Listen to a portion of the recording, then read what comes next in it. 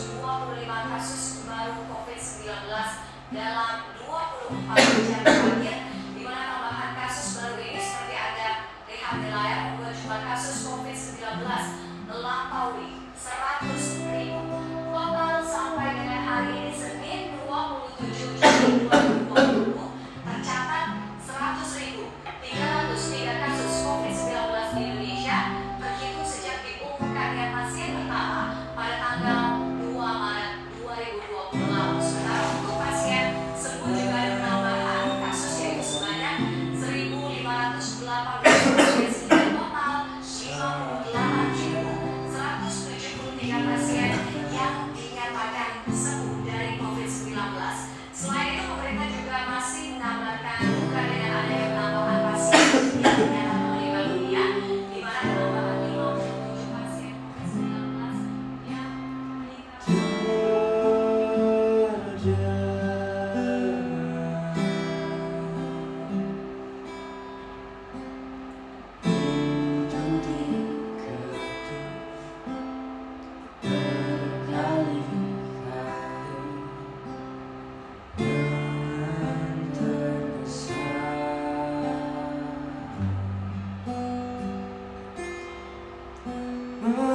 Malam hari saat hujan dan datang petir bersahutan, terdengar pintu diketuk berkali-kali dengan tergesa.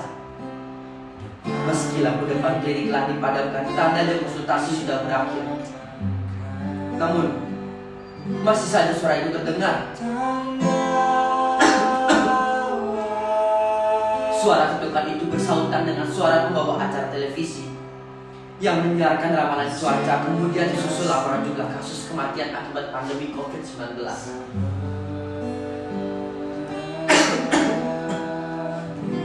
Virgo mencoba memeriksa siapa yang datang di antara kilatan petir. Virgo kedatangan seorang pasien dengan badan yang basah diguyur hujan. Virgo mematikan televisi yang ada di dekat meja kerjanya. Kemudian menyalakan lampu depan. Ia mempersilahkan pasien itu berbaring di ranjang. Pasien itu melihatnya praktik bidan yang berantakan. Beberapa alat medis yang telah digunakan bertebaran di atas meja. Tabung oksigen yang berkarat dan lemari kaca yang dipenuhi obat-obatan dan diatur sesuai abjad. Virgo mencari alat pengukur tensi dan suhu di laci meja. Ia kenakan baju medis dan mengalunkan stetoskop sambil membuka percakapan.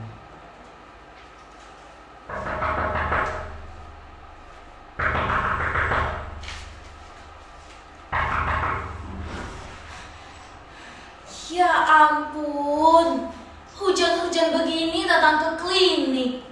Kan bisa telepon. Ini rahasia. Oh hayolah, tidak ada yang lebih rahasia dari musim terkutuk ini. Seharusnya sekarang tidak musim hujan, tapi yang datang justru badai. Kau basah sekali. Bumi? Benar kau bumi? Iya, maaf. Mau teh? Tunggu sebentar ya. Kebetulan aku sedang memanaskan air. Virgo pergi ke dapur. Sedangkan Bumi mengusap badannya dengan handuk sambil menatap tajam ruang praktik.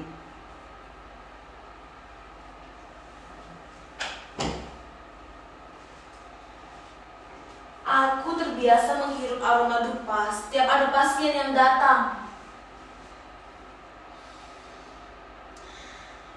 Aromanya menenangkan. Oh, maaf. Ternyata gasnya habis. Nanti Bima Sakti, suamiku yang akan membawakan tehnya. Jangan sungkan ya. Lagi pula, aku dan suamiku sudah lama kenal kamu. Sudah berapa tahun cahaya kita tidak bertegur sapa. Jadi rindu masa-masa kita bekerja sama dulu. Jika kamu masih bekerja di kantor kami, pasti segalanya jadi lebih baik.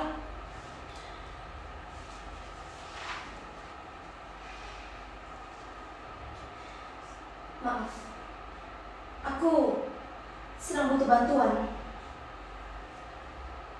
Aku mau aborsi. Hah?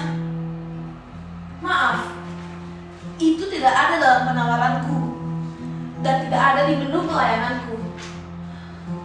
Maukah kau melakukannya? Aku takut mengecewakanmu. Maaf, Bumi. Sebagai seorang Virgo, keputusan yang kuambil sangat tegas dan bulat sempurna. Kau tidak berhak menolak. Aku yang mengambil keputusan karena aku yang bertanggung jawab. Jelas, karena kau takut. Maaf, Bumi. Aku tidak akan merendahkan profesiku. Baik. Lebih baik aku buang diri. Jangan bergentayangan menggangguku ya. Jadi, kau bersedia? Tidak juga. Dengar, kau pikir mudah melakukannya? Bayangkan kalau satu desa akan mengadakan upacara besar untuk kematian yang disengaja itu. Satu desa sudah tahu aku positif COVID. Namaku sudah tercemar. Tak banyak orang mendekat. Aku dikucilkan. Ini wabah. Terlebih ibu hamil lebih mudah terserang. Imunitas sedang rendah. Saat aku dan tim tenaga kesehatan datang ke rumahmu, tentu kami tidak berharap ada kasus yang berat. Saat itu kau sungguh pucat dan sesak. Cepat-cepat aku ambil alat tensi, mengukur oksigen, dan ambil spesimenmu.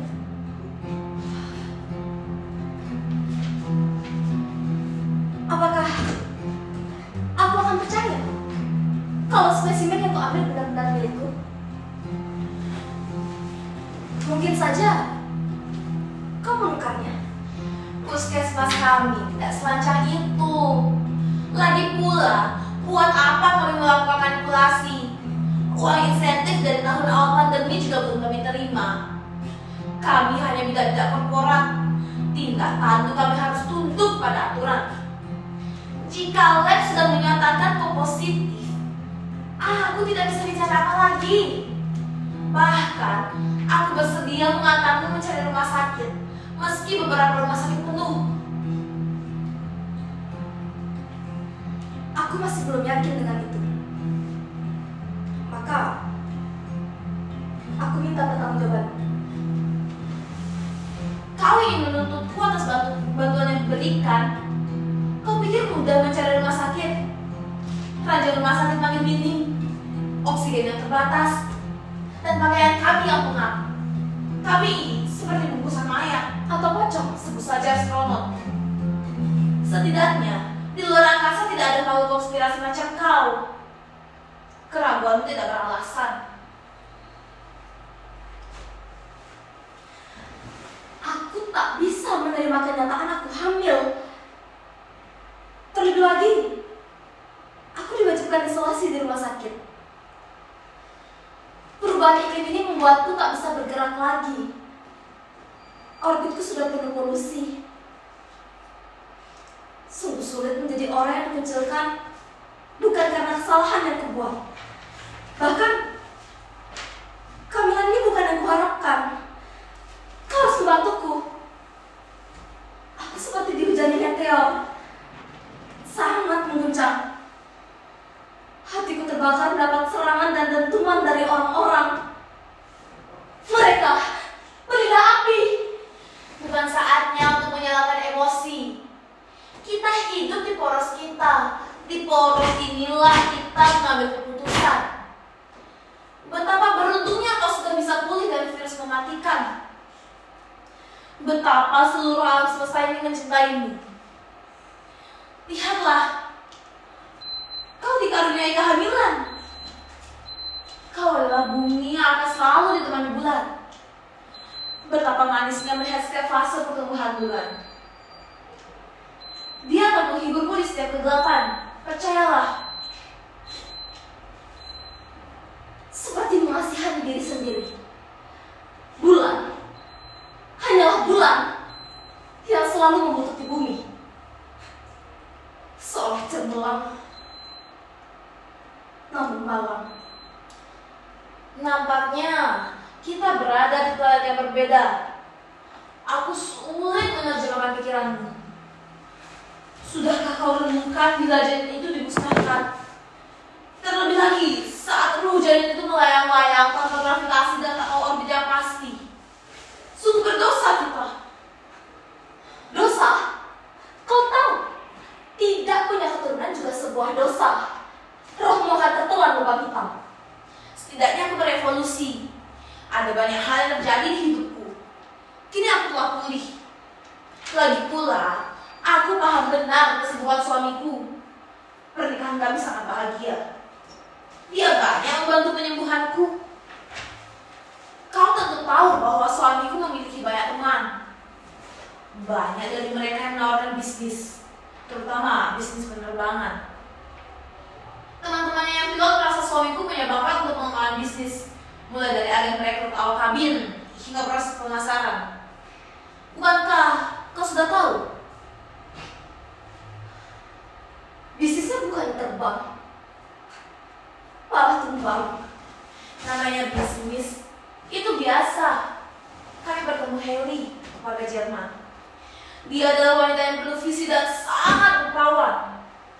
Setelah banyak diskusi dengannya, alhasil kami bisa menjadi agen penerbangan yang kompeten.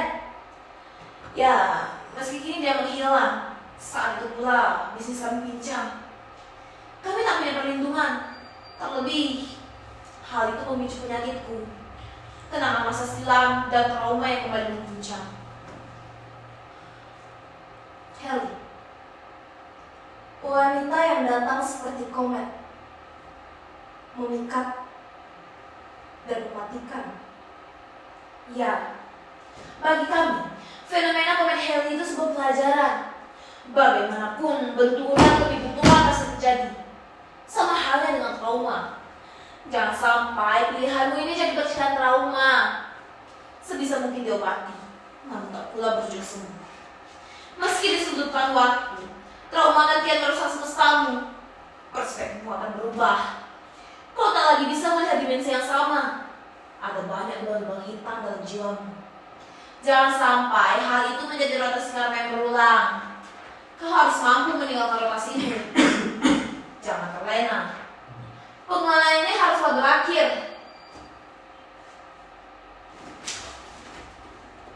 Akan melakukan upacara pembersihan. Oh, ayolah. Siapa yang dapat membersihkan debu-debu di seluruh galaksi ini? Mustahil. Kenapa kau tidak kawin lagi saja? Atau kau bisa melahirkan dan titip anakmu di panti? Keputusanku sudah bulat. Menggugurkan kandungan bukan berarti mengoyak-ngoyak rahim. Kita sedang menggagalkan terbentuknya jagat raya. Energi kosmos akan jadi berantakan. Resikonya bukan main. Bagaimana kalau aku membiayai pernikahanmu? Aku tidak ingin menikah. Bisa kita fokus? Mengapa? Akan kuberitahu sesuatu ya.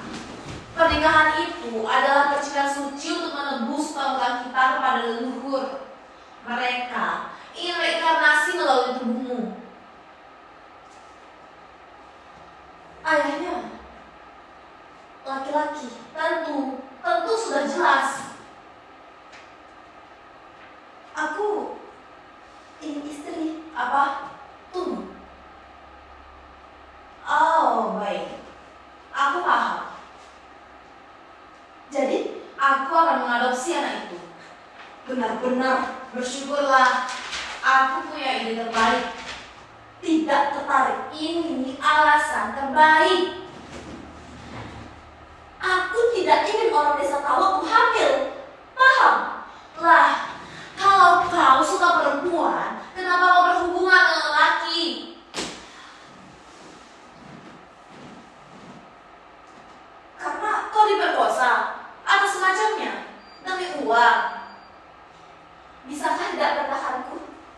Baik, aku akan mengadopsi anakmu.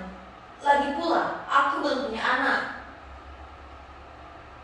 Berapa uang kau beri? Aku punya warisan. Belum ada yang tahu tentang ini. Kenapa bisa? Ayahku jaga banyak uang. Pembunuh? Aku tidak yakin. Aku pikir itu takdir keluargamu. Maka takdir mungkin membunuh Janet. Tidak mungkin. Karena sejak itu aku disembunyikan dan diasuh oleh keluarga pendeta.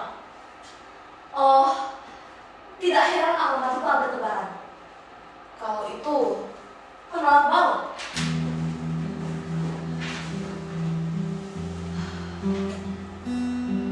Agar aku melupakan aroma yang setiap kali ingat. Seperti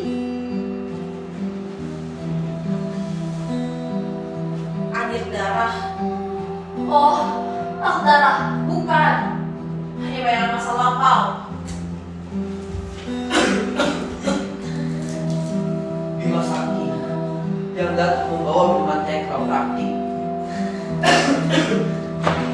Mendengar suara sekitar Virgo, Bima Sakti bergegas mendekati istrinya. Bima Sakti segera memeluk Virgo yang sedang panik. Hei, ada apa? Ayah, kau datang. Kau melihat ayahmu lagi? Aku yakin kau datang sesudah mencuci tanganmu. Ayah, duduklah.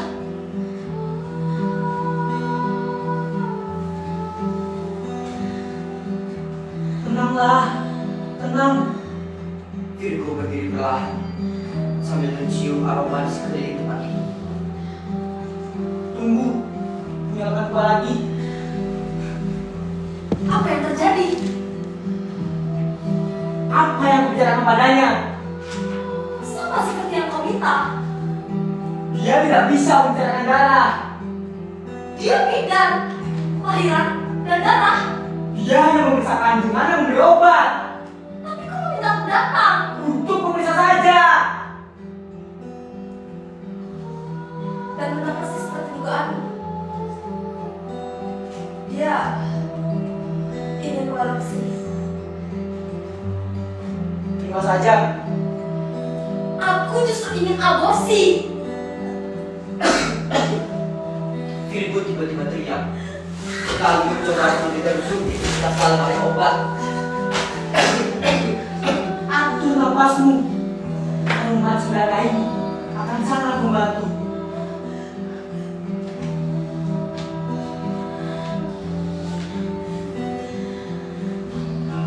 Ayah, kenapa ada banyak bekas darah di jarimu? Kau terluka. Sebaiknya kita panggil bantuan. Hentikan suara-suara itu. Kau mendengar suara ayahmu lagi?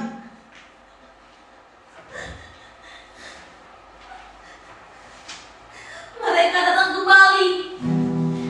Siapa mereka? Para pembunuh ayahnya. Bukankah ayahnya yang jaga? Ayahnya dijebak. Siapapun bisa dibunuh dan bunuh. Oh, telur goreng. Tidak benar. Disantap setiap hari. Sudahlah. Itu sudah berlalu. Jadi, kamu selama ini salah. Ayahnya adalah anak buah Bagus Teja. Menguasai Bali pada tahun 5. Banyak yang menyayangkan ayahnya bergabung dalam politik. Meski berpuluh tahun berselang, ayahnya masih menjadi keturunan dari pahlawan. Ayahnya bersembunyi di desa ini. Desa Tarangan, Tabanan. Siapa yang membunuh? Sewaktu itu, persaingan antar bangsawan di Bali membuat keluarga Virgo harus awas. Sebab sebagai anak buah bangsawan, sangat berpotensi dijadikan bidak. Dan nyawa adalah bayaran atas pengabdian. Padahal kejadiannya sudah lama, tapi bila persaingan itu masih tersisa. Tidak ada sejarah yang berdarah. Aku sudah menangani Virgo cukup lama. Ayahnya yang saat itu sudah pensiun, justru menjadi korban. Saat itu, Virgo baru menginjak usia 18 tahun. Aku berusaha menampilkannya hari ini. Aku tahu keluargaku banyak untuk ayahnya.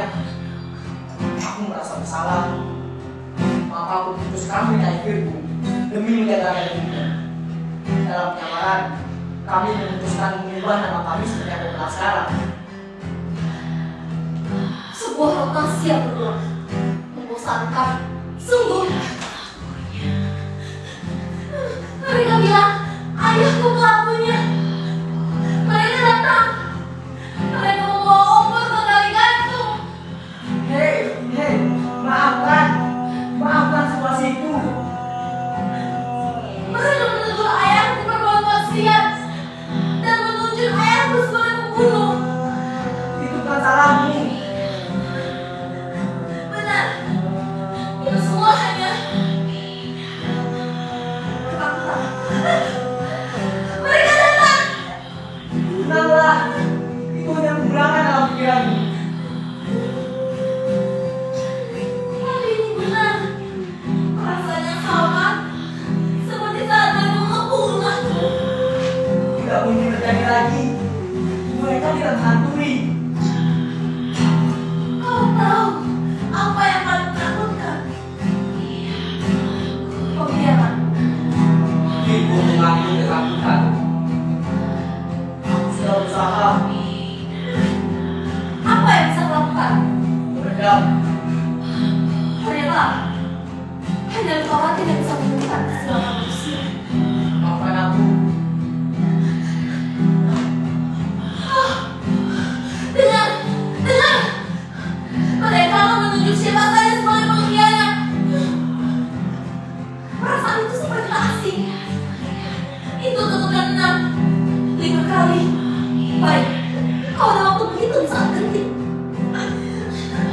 Mereka mulai teriak. Siapa mereka? Kubu yang bertentangan dengan Urus Teja. Bahkan sebelum itu, mereka membuat ritual agar pembantaian menjadi sah. Puas setelah mengenai Virgo setelah berkulit kabur. Ternyata manusia memang buta. Untuk hal yang sesungguhnya. Jangan pergi. Tidak ada yang ingin memilikimu. Pasti apa mereka sedang mengintai. Aku sudah menyarankan dilakukan kawin masal untuk pembersihan desa ini. Namun mustahil. Tidak. Tolong selamatkan bayi ini. Bayimu sudah tidak ada. Benarkah? Itu bukan bayi kita.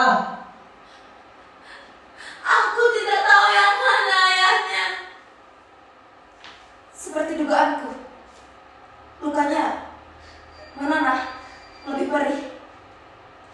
Kehilangan janin dari kelamin yang tersesat. Tubuhku ditandai mereka. Sungguh kejam. Padamkan dendamu.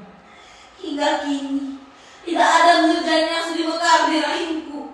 Dari suatu sebagai ibu telah musnah. Sementara ayahku sekarang usai dipecut berbulan-bulan. Sebulan sesudah peristiwa itu, kepedihan ini makin menjadi. Sebab di saat yang bersamaan aku kehilangan janin dan ayahku. Deras tangisku berkejaran dengan cucuran darahku. Sudahlah. Tenanglah, nak. Tenanglah. Bisakah kau nyanyikan lagu bintang-bintang? Itu lagu yang kuciptakan dan yang selalu kunyanyikan untuk janinku.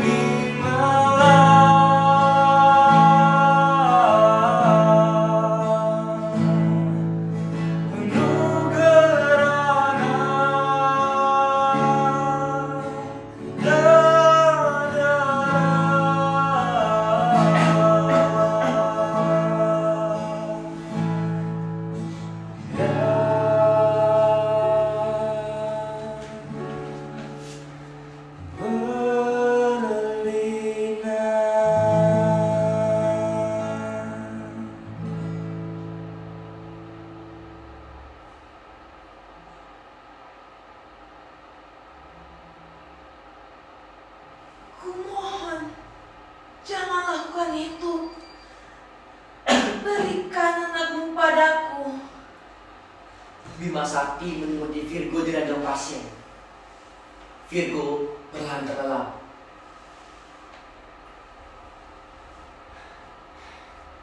Kembalikan dia ke rumah sakit. Aku muak dengan permintaannya. Lebih baik tidak ada yang tahu. Tahun lalu, dia baru pulang dari rumah sakit jiwa. Dokter mendiagnosis dia mengidap bipolar akibat pasca trauma. Daripada satu desa kepala lagi dan menuntut hukuman pasok untuknya, lebih baik aku rawat sendiri. Aku biarkan dia sibuk membantu orang, kerja lagi di puskesmas dan membuka penelitian kembali. Semenjak pandemi ini, dia menemukan kembali makna kehadirannya di dunia. Ia sangat bahagia bisa membantu menemukan orang. Aku harap dia benar-benar pulih. Sampai kapan kamu manipulasi emosinya? Seolah peduli, tapi menyakiti. Kacau. Yang menyarankan ini semua adalah kau. Benar-benar kacau. Berikan aku uang. Aku gugurkan dan tepat. Kau tahu aku sedang pailit. Kau tahu aku tidak ingat ini.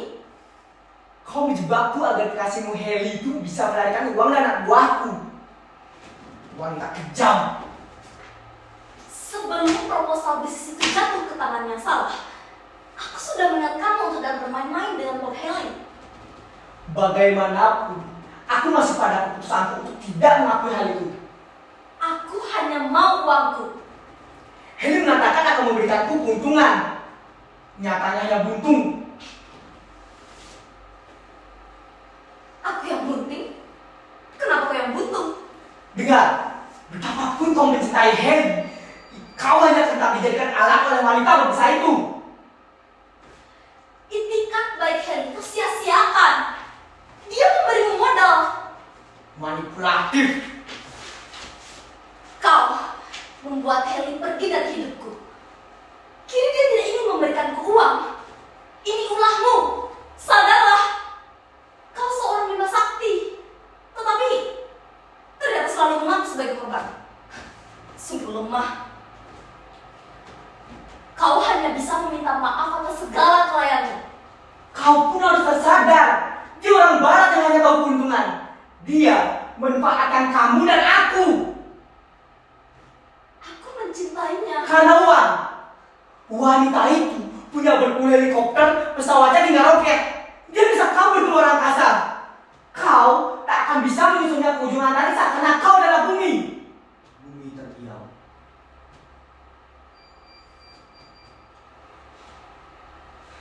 Kita melakukannya sekali karena Aku kesepian. Aku ditinggalkan Heli. aku hanya menemani. Tapi kau menjebakku dengan jaring ini. Hus, kecilkan suaramu. Virgo terlalu. Bila istrimu gila, tidak perlu memuaskan rasaku padaku. Meski aku mirip dengannya. Hentikan! Apa yang kalian sembunyikan? Aku tidak berhak mendengar percakapan ini. Tenang, tenanglah. Ini semua ilusimu.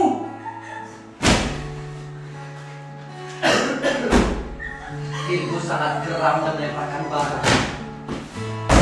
Namun suaranya tak terdengar. Ia tak bisa mengeluarkan suaranya. Suara tertelan karena hatinya terlalu terluka. Ia membenturkan kepalanya berkali-kali. Ia menuju Bima Sakti, menunjuk di depan mata Bima Sakti. Berbicara, tapi tak terdengar suaranya. Mengangkat Bima Sakti. Ia lalu menyeret dan membentak bumi. Namun, suara tak terdengar. Bisa keluar ruangan oleh Virgo.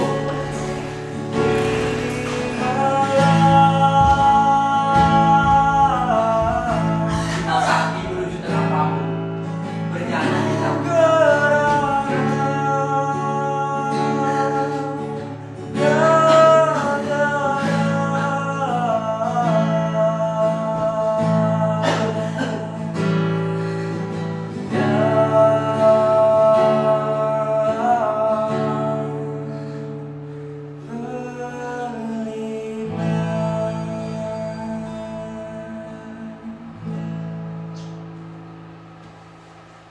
Usai mendengar lagu itu, Virgo terbaring kembali. Bima Sakti mengambil tali. Ia melilitkan tali di pergelangan kaki Virgo, kemudian dikaitkan ke ranjang. Bima Sakti memeriksa ikatan itu agar tidak terlepas.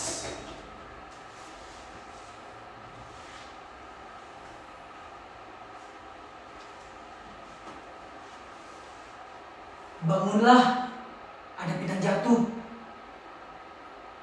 Itu. Lihat di langit barat. Dari jendela ruangan praktik ini, kita bisa lihat dengan jelas. Virgo perlahan tersadar. Bintang telah datang menemanimu. Dia akan mengajakmu menuju galaksi yang paling tenang. Itu komet. Komet itu pertanda malapetaka.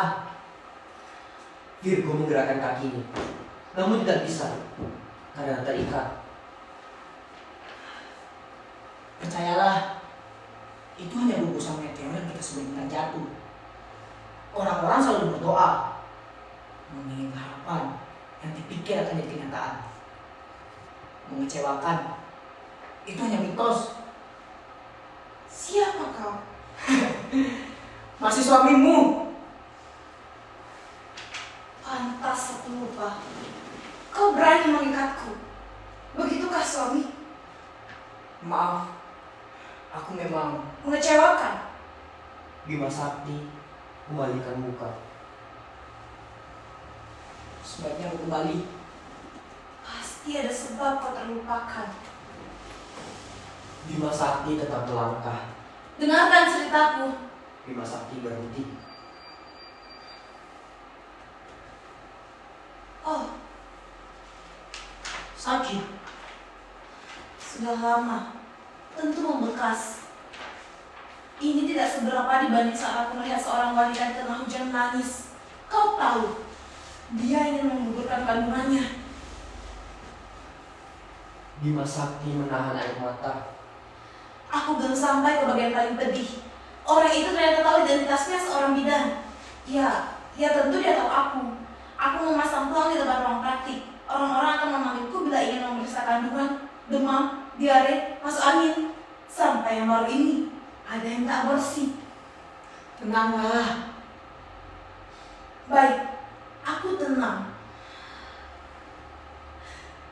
Tapi, meski aku hanya tamatan D2, aku cukup tahu teknik kuret. Meski begitu, aku lebih banyak mempelajarinya di film-film. Bima Sakti keluar. Iya, jika dia berani membayarku, kenapa aku tidak lakukan yang saja yang diminta? Masalahnya, aku tahu dia tidak punya uang. Iya, bisa jadi dia simpanan om-om. Baiklah, lebih baik jadi simpanan om-om daripada jadi tahanan. Lah, kenapa aku ditahan? Aku sudah membatalkan. Aku menolaknya. Tentu aku tidak ingin disalahkan atas apapun yang terjadi. Lebih baik aku mati daripada menanggung beban begitu. Ya, aku ingin mengadopsi bayinya.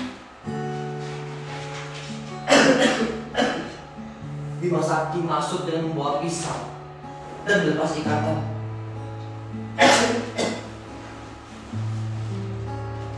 Sebaiknya jangan mendekat. Bagaimana kepalamu? Aku terjatuh. Bukan. Kau membutuhkan kepala. Oh, aku pikir Aku ingin membebaskanmu. Aku akan merawatmu.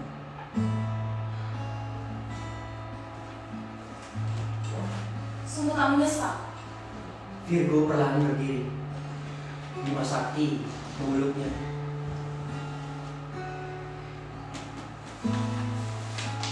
Baiklah,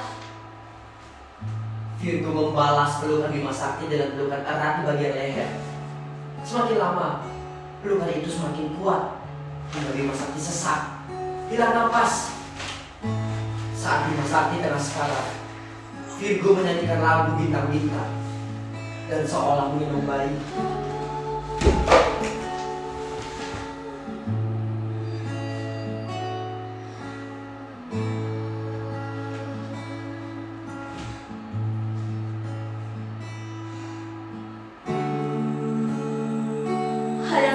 mengintai, membuntuti, terjadi berulang-ulang.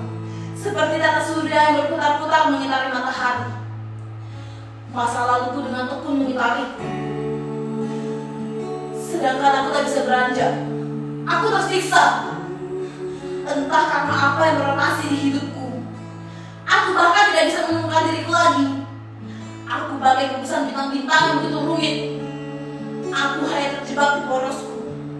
Luka-luka yang berbenturan menjadi ledakan demi ledakan yang mengguncang. Sudah saatnya aku meninggalkan putaran ini.